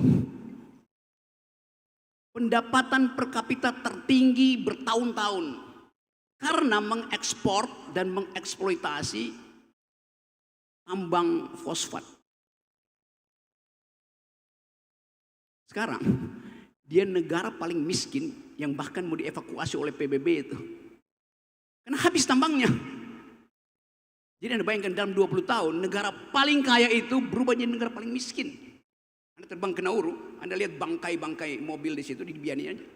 Mobil mewah di situ hilang. Pulau itu jadi pulau racun. Saya bicara soal ecological footprint. Bukan soal berapa anggaran yang akan ditumpahkan ke Kalimantan. Jadi dalilnya adalah itu. Coba kita bikin kalkulasi terbalik itu. Ada AMDAL nggak di Kalimantan? Nggak ada. Setelah Presiden Jokowi memutuskan untuk pindahin ibu kota, secara politik harus pindah. Lalu Presiden bilang, universitas di Indonesia Timur, silahkan periksa AMDAL-nya. Lah udah diputusin, ngapain periksa AMDAL? AMDAL itu harus mendahului keputusan politik. Itu etika di dalam ilmu lingkungan itu. Itu kayak naruh gerobak di depan kuda. Ya gak jalan. Jadi ini soalnya tuh. Yang ingin kita tahu. Nah dasar-dasar ini, dasar-dasar berpikir ekologis, itu yang mesti kita ucapkan bagi generasi yang saya bilang tadi. Generasi yang tumbuh di dalam kecemasan ekologi itu. Kita bisa input ke dalamnya tuh seluruh APBN kita. Tetapi semakin banyak kita input, semakin kerusakan terjadi justru. Tapi Presiden Jokowi akan bilang, Rocky Gerung hoax, berbohong. Lihat dari drone. Tutupan hijau kita memang bertambah. Tapi hijau lapangan golf beda dengan hijau hutan. Logikanya begitu.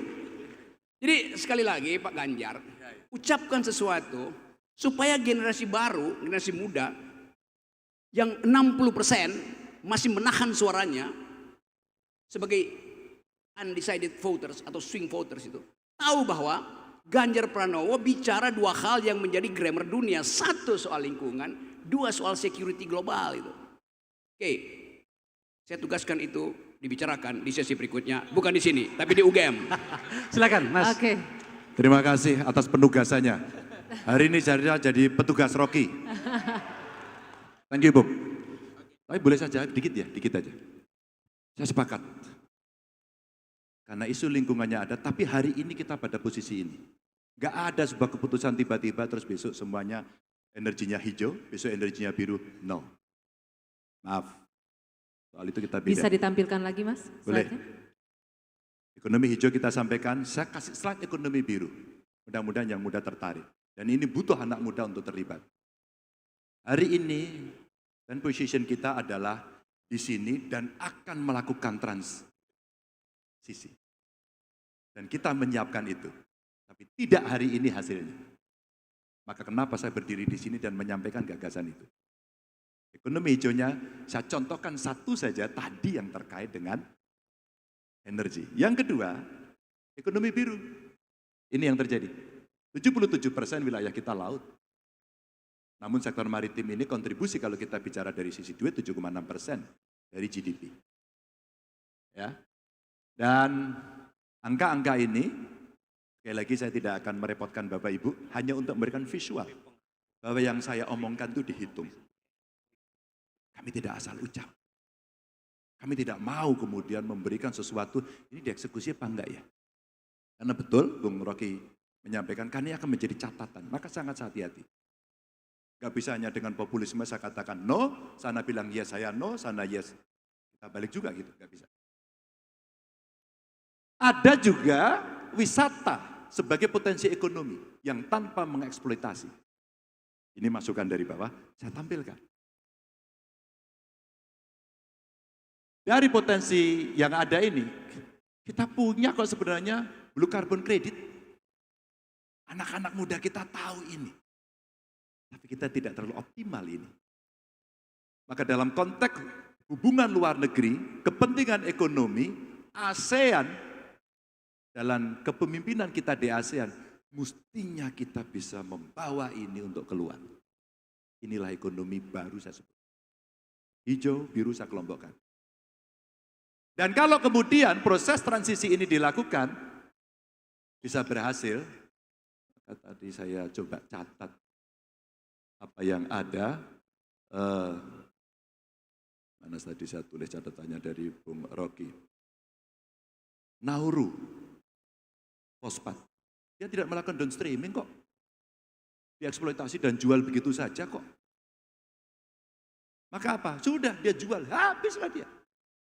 Kalau dalam teori ekonomi, mohon maaf kalau saya keliru nanti dibetulkan. Kalau kita ngurus usaha Bapak Ibu, kita sudah tahu usaha kita naik, kita siapkan dengan baik. Tiba-tiba lingkungan eksternalnya berubah, pertanyaannya, kita mau berbisnis dengan cara itu terus-menerus dan tiba-tiba mati, atau kita melihat analisis lingkungan eksternal yang kemudian kita menyiapkan kurva kedua.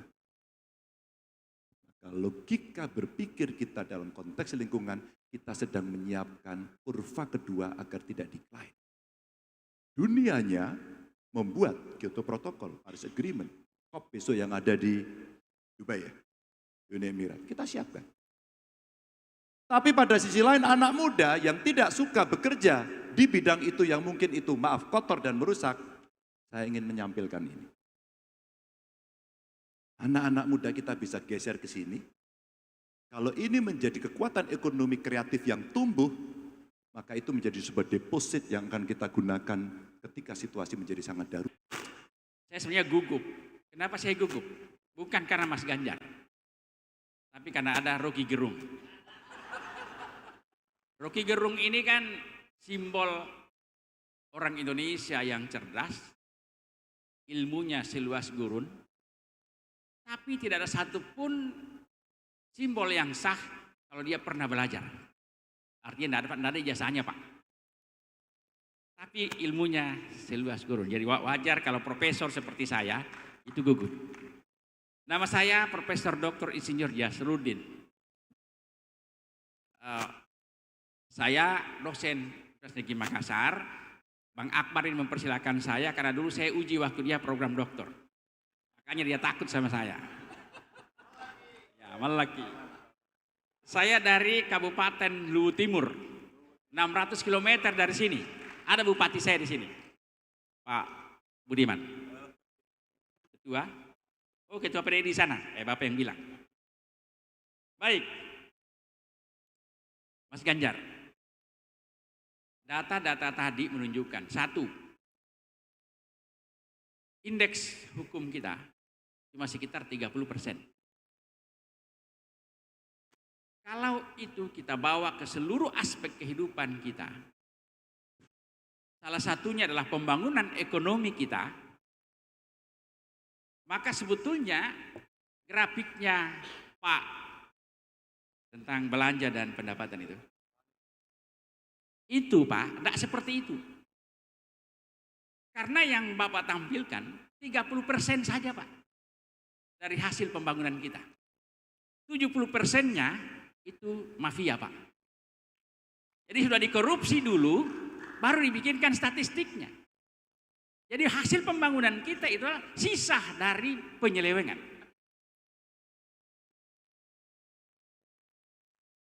Sekarang begini Mas Ganjar.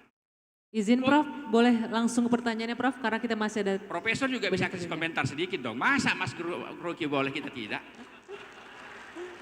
Durasi Prof, Oke, durasi, baik. silakan. Atau saya berhenti bertanya. Baik. Poinnya Mas Ganjar adalah karena wakil presidennya itu orang hukum. Dia bahkan menjadi pendekar hukum bagi kita.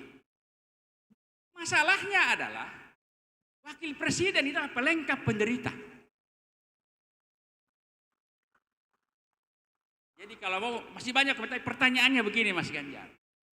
Sudah banyak survei membuktikan bahwa realitas seperti itu. Bahwa wakil presiden adalah pelengkap penderita. Bahkan hari itu wakil presiden Mas Ganjar berdoa supaya presidennya mati. Supaya dia menjadi presiden.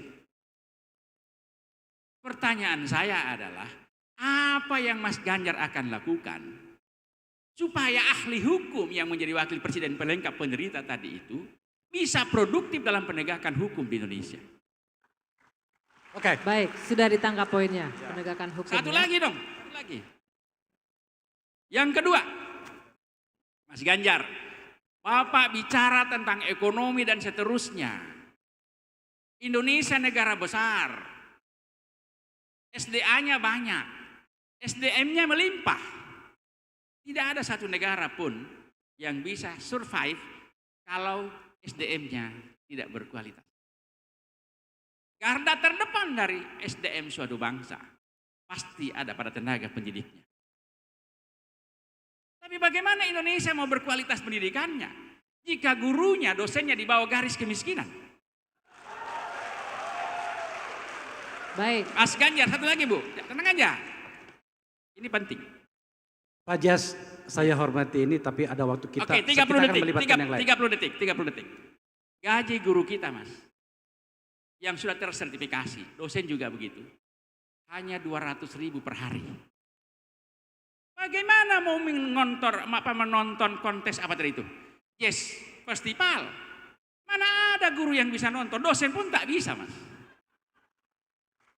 Kalau begitu pertanyaannya, program apa yang beda, yang benar-benar menjadi problem solving untuk pengembangan SDM kita melalui tenaga kependidikan. Terima kasih. Baik. Assalamualaikum warahmatullahi Terima wabarakatuh. kasih Prof. Ya, satu lagi sebab begini, kita juga siap-siap ya, sudah tersambung juga dengan Zoom. Ada beberapa kawan kita di luar, di jauh di sana, entah di mana akan bergabung dengan kita. Tapi satu pertanyaan dari sini, dan saya minta itu jangan panjang-panjang ya. Wali Kota Makassar, Pak Dhani Pomanto, silakan.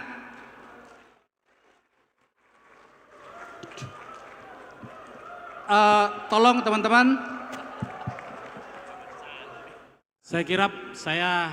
Pertanyaan saya ke Pak Mas Rocky ya. Selama ini kan Mas Rocky mengkritisi dan tidak pernah dikritik ya. Tidak apa-apa, kita kan ini menyangkut paradigma. Yang pertama, Mas Rocky, saya kira Sulawesi itu tidak hanya dari Australia. Dari simulasi geologi, lengan-lengan Sulawesi kita ada 4 lengan. Ke selatan itu tetap, ini ada di teman-teman ahli geologi. Yang tenggara itu dari Australia, itu benar, hanya di Tenggara, lengan Tenggara. Lengan Sulawesi Tengah itu berasal dari Polinesia. Dan lengan utara itu berasal dari dekat Jepang. Jadi kalau dilihat dari peristiwa geologi, Sulawesi itu adalah senternya dunia. Saya Karena bicara kalau- bukan ya. geologi, saya bicara ekologi, beda. Kan tadi bicara geologi Pak Ganjar, Pak Rocky ya. Jadi itu dulu. Mohon Artinya ya potensi Sulawesi luar biasa. Dan secara ekopolitik tadi, maka dengan itu kenapa orang Sulawesi itu terbuka? Karena sumbernya dari yang yang hitam-hitam itu dari Sulawesi Tenggara, itu dari Australia. Yang putih-putih di Sulawesi Utara. Tadi bicara tentang itu, jadi bukan hanya dari Australia. Yang kedua tentang IKN. IKN ini jangan dilihat selalu menyangkut negatifnya. Kalau kita lihat dari data geologi, Jawa itu mengalami demolish selama 200-300 tahun. Kita punya sekitar 23, ini kan mengenai data Pak Rocky. Ya.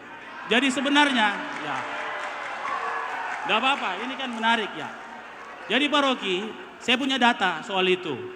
Tentang epicentrum, gempa, dan semua mall disaster. Itu ada di Jawa. Jadi pemindahan ibu kota itu sejak zaman Soekarno. Dan kalau kita tidak pindah, ini masa demolish. Terakhir itu 1722, itu gempa terbesar. 1883, Ya. vulkano terbesar. Pak Izin, Dhani, Ya. nih, bentar. Saya kembalikan ke Ya. laptopnya. Ya. Pak Dhani, tentu saja kami menghormati Anda mau merespon Ya. Pak Rocky, tapi apa namanya itu narasumber utamanya Oke. adalah Pak Ganjar. Oke. Dia Jadi akan ke sini. enggak, ini sekalian apa namanya beliau. Jadi IKN adalah penyelamatan Indonesia dan ini sudah jadi undang-undang. Jadi saya sepakat dengan Mas Ganjar bahwa kalau sudah undang-undang kita tinggal lanjutkan. Saya ingin sebenarnya mencerdaskan teman-teman bahwa opini dan paradigma, beliau kan tadi menyatakan paradigma. Ini harus juga ada paradigma yang berbeda. Tidak apa-apa Anda tidak sepakat dengan paradigma saya. Tapi sesungguhnya IKN itu adalah ide yang sangat baik dan harus dilanjutkan. Dan yang kedua, Sulawesi adalah bagian yang terbaik dari Indonesia yang harus menjadi bahagian penting. Dia huruf K. K itu adalah key, the key Oke. of war. Kira-kira Baik, seperti itu. terima kasih. kasih Bapak, terima kasih. Ya. kasih. Mas Ganjar, karena pertanyaannya Anda adalah pengantinnya, Mas Ganjar disilakan. Rock, mohon kembali ke panggung Rock. Iya. Langsung direspon saja Mas. Ya, 3 pertanyaan dari bawah. nggak apa-apa. Memang suasananya jadi anget gitu ya. Baik. Tadi siapa ya? Putri ya? Putri. Putri. 7,99 juta pengangguran, ada desa, ada kota, dan tidak keluar negeri. Putri minta maaf ya. Ini pertanyaannya bagus. Tapi saya mau jawab yang terakhir. Keluar negeri nggak apa-apa kok. Keluar negeri nggak apa-apa. Kemarin kami bicara dengan kementerian, dengan dinas, dengan masyarakat. Mereka mau juga kok keluar negeri. Tapi yang dikirim adalah skilled labor. Siapkan itu. Dan itu adalah vocational school yang mesti kita siapkan. Jadi tidak apa-apa. Filipina juga melakukan itu, nggak apa-apa. Tiongkok waktu itu juga melakukan, tidak apa-apa. Tapi yang dikirim adalah skilled labor. Tapi bagaimana kemudian menciptakan lapangan kerja? Ini pertanyaan yang saya suka. Yang tadi sebenarnya sudah saya sampaikan. Ada dua. Menarik investor masuk, dan kemudian orang bekerja di situ.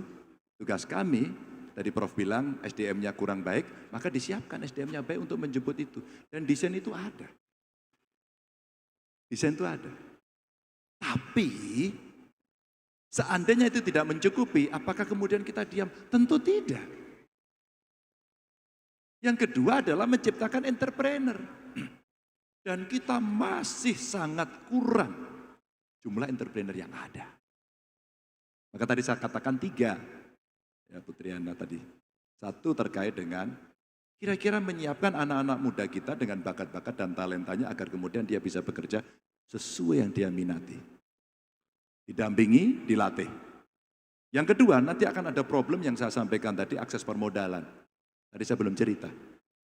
Suatu ketika ada KUR yang bisa dipakai untuk usaha kecil dan mikro.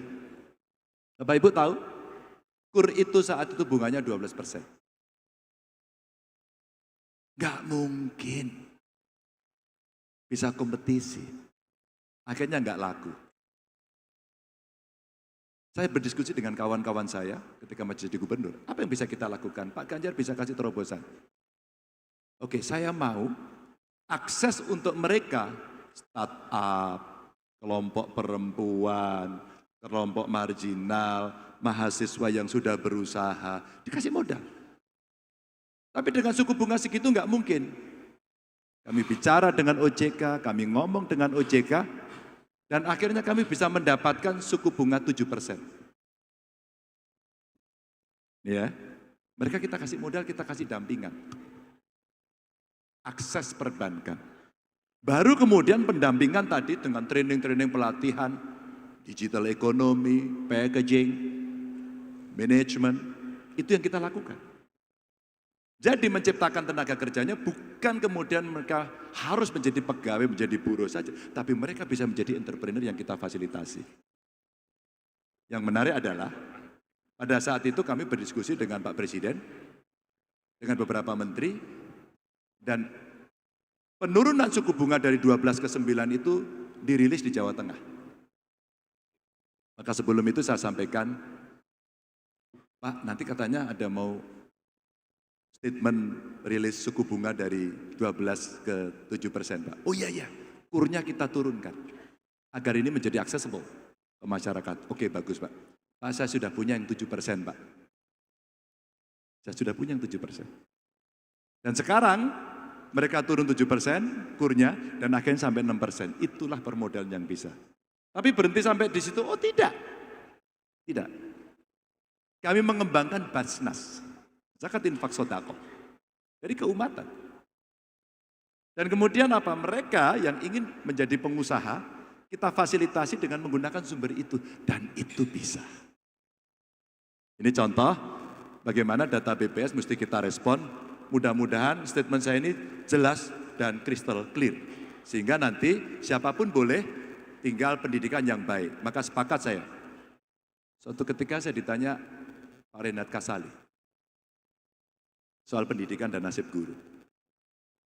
Lalu ditanya, persis Prof. Tapi kalau guru kita nasibnya begini bagaimana? Waktu itu ngobrol aja diskusi.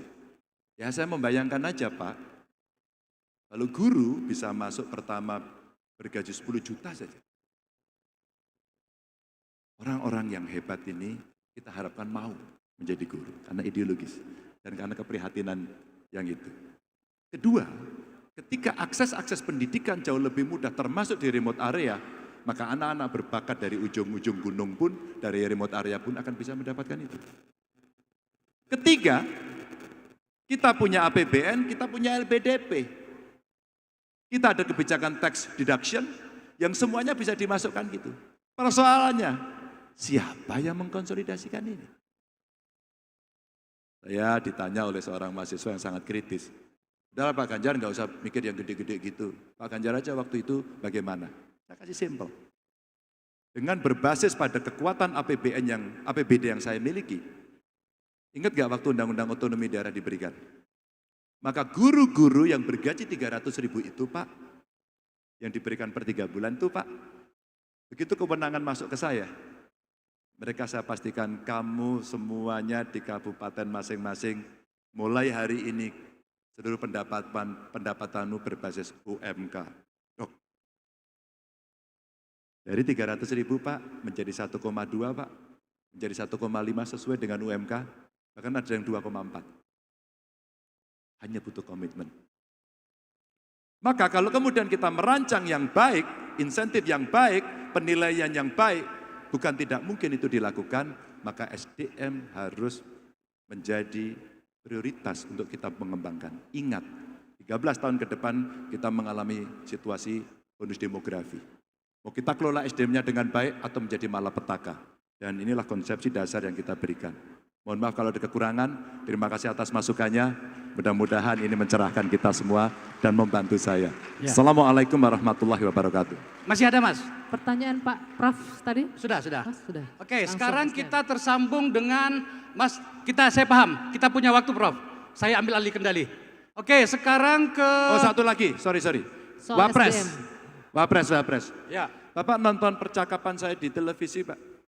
Dengan kick kontroversi. Itu disampaikan. Kalau seorang wapres seperti Pak Mahfud punya integritas, bagus, Menko aja berani eksekusi Pak. Dalam konteks penegakan hukum pemberantasan korupsi dan dia membantu saya, lebih baik Pak. Pak Wapres kita tugaskan untuk melakukan itu agar reformasi berjalan. Clear? oke. Terima kasih. Baik, Bang Akbar dan juga Mas Ganjar, selain audiens yang di sini, kita juga menampung aspirasi dari masyarakat secara virtual. Jadi akan ada pertanyaan yang akan disampaikan langsung. Ini kita ke Bone terlebih dahulu ya. Kita ke Bone dulu. Dari Bone itu ada Ibu Febri. Silakan langsung Febri dari Bone.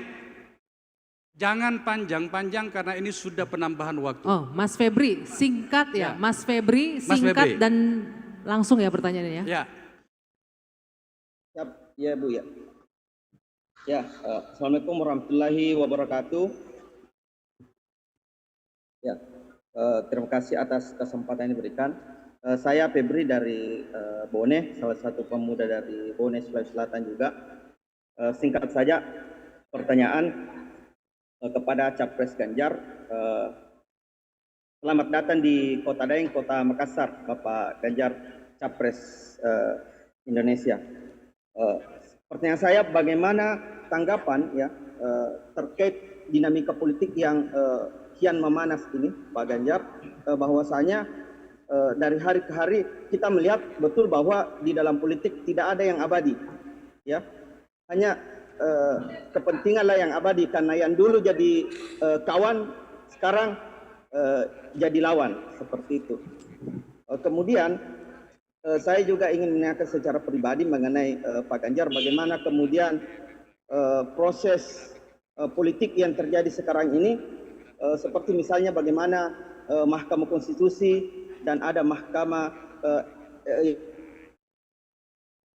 yang disebut MKM layak yang mengubah konstitusi, mengubah sebuah undang-undang, sehingga ini yang saya bilang bagaimana tanggapannya terkait perubahan seperti itu yang memicu adanya dinasti politik atau politik dinasti. Oke. Ya. oke. Ya, kita baik. tangkap. Ya, Terima kasih Febri. ya. Ya, seperti itu. Ya, oke. Kemudian, Udah cukup ya, cukup. Terima Febri kasih. cukup ya. Singkat Sekarang saja. kita berpindah ke Bulukumba. Bulukumba. Dari Bulukumba, silakan. Bulukumba ini 170 km dari sini Mas Ganjar. Dan di sana ada sebuah pantai yang sangat indah bernama Tanjung Bira. Silakan. Bulukumba. Halo, Assalamualaikum. Ya, Assalamualaikum Pak Ganjar. Saya panggilnya Mas Ganjar kali. Assalamualaikum Mas Ganjar. Saya Ahmad Iswar, saya profesional human capital, latar belakang saya human capital, Pak Ganjar, dari Bulukumba. pertanyaan saya Pak Ganjar. Ntar dulu. Siapa namanya? Ahmad Ahmad. Iswar. Kenapa jembatan Golden Bridge di San Francisco di latarmu bukan Tanjung Bira? Di Zoom saya Iya. default. Oke, Pak Akbar. oke, lanjut. Oke, baik Pak Ganjar. Pertanyaan saya, bagaimana model kebijakan yang akan diterapkan terhadap ekonomi Indonesia, khususnya dalam kebijakan utang luar negeri dan investasi, yang tentu kita tahu bahwa utang dan investasi ini menjadi alat tawar untuk intervensi kebijakan yang tidak pro terhadap rakyat biasanya. Oke. Jadi mungkin poin saya di situ, apalagi kita sudah tahu bahwa Indonesia nanti di 2045 punya bonus demografi. Jangan sampai statistik sekarang saja baik 29 juta udah berutang. Kira-kira bagaimana strategi Pak Ganjar ke depan? Baik, terima kasih. Sebagai presiden jika dapat mandat. Terima kasih. Oke, Terima kasih Mas. Baik. Silakan langsung direspon. monggo Mas silakan Pak Ganjar. 2 pertanyaan via Zoom. Itu ibu enggak? Ada wajahnya ibu itu? Ada wajahnya. Mau sekalian enggak? Siapa? Itu ada wajah ibu itu? Bukan. Ibu Hadijah di mana? Ibu Hadijah di Dari? Makassar. Makassar. Makassar, oke sekalian. Satu Iya, terakhir. sekalian ya, tapi tidak panjang-panjang. Singkat Ibu Hadijah. Siap. Terima kasih untuk Pak Ganjar, Capres nomor 3. Selamat datang di Kota Daeng, Pak. Saya langsung saja, gini Pak, saya ini sebagai perempuan ini galau. Kenapa saya galau? Karena selalu ada keterwakilan perempuan. Sementara laki-laki tidak ada keterwakilan. Nah, menurut data BPS, tahun 2023, penduduk Indonesia 275,7 juta jiwa. Terdiri dari laki-laki 139,3 dan perempuan 136,3. Nah, ini kan bedanya tipis sekali, tetapi dalam setiap